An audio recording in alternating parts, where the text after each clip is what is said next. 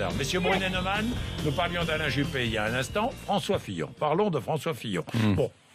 Attention, parce qu'il a encore beaucoup de retard, François Fillon. On est à 36 pour Juppé, 30 pour Sarkozy, 18 pour Fillon, dernier sondage. Mais il monte, au détriment aussi de Bruno Le Maire, qui lui s'écroule, semble-t-il.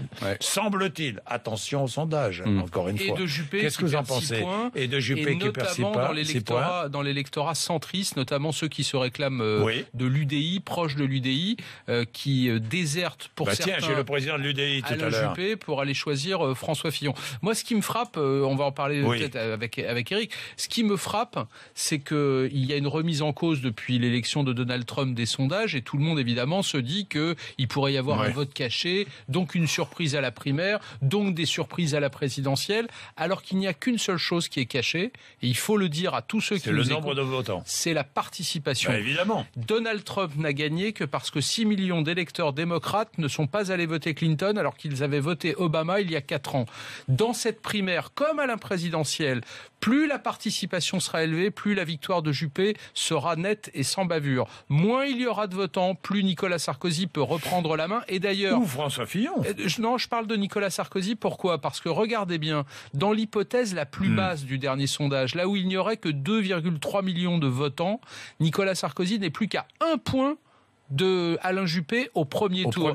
Et à partir de ce moment-là, toutes les cartes sont rebattues. Même chose à la présidentielle. Si la participation est très faible, il peut y avoir une surprise en faveur de Marine Le Pen. Au premier tour, ça ne fait aucun doute, mais surtout au deuxième tour. Donc, notamment contre Nicolas Sarkozy. Donc l'idée, la tarte à la crème qui consiste à dire qu'il y aura un vote caché pour tel ou tel est totalement fausse. En revanche, il y a quelque chose qui est caché, compliqué pour les sondeurs, c'est la participation. Oui, ça c'est sûr. Oui, mais...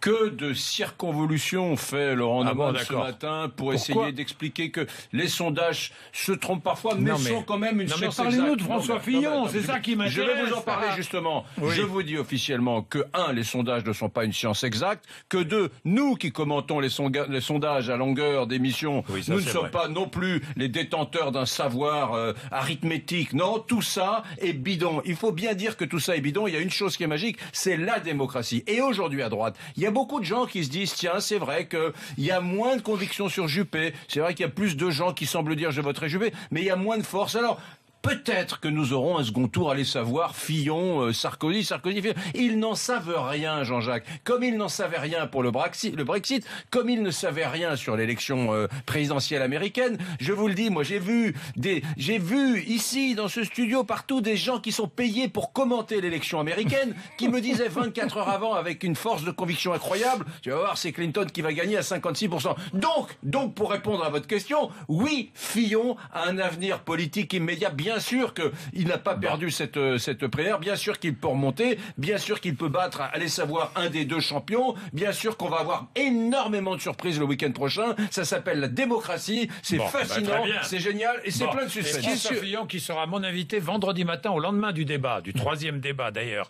Oui. Alors, que les commentateurs se trompent, oui, ils se trompent, et souvent. 2, est-ce que les sondages se trompent? En France, pardon de dire ça, depuis 2002, où ils se sont trompés, ils ne se sont jamais trompés. Sur l'ordre d'arrivée, ils se sont parfois trompés sur les écarts, mais certainement pas sur l'ordre d'arrivée. Et quand ils se trompent, je le redis, ils se trompent non pas parce qu'il y a un vote caché, mais parce qu'ils ont du mal à évaluer la participation. Qui va aller voter? Vous vous rendez compte que dans le dernier sondage, qu'il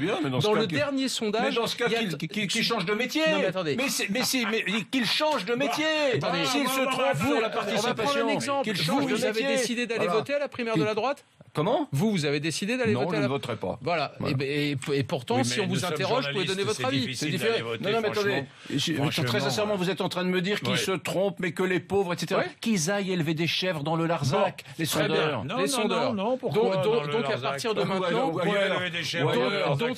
maintenant, Eric, vous mais c'est très joli que vous avez pas du tout. Élever des chèvres, mais qu'ils aillent élever des veaux, des vaches. C'est très important. Si vous voulez. Eric s'engage ce matin à ne plus jamais commenter le moindre sondage. Des vaches. Plus jamais, c'est fait. Si, mais je le commenterai toujours avec ce regard critique. Merci, il est 7h58, merci.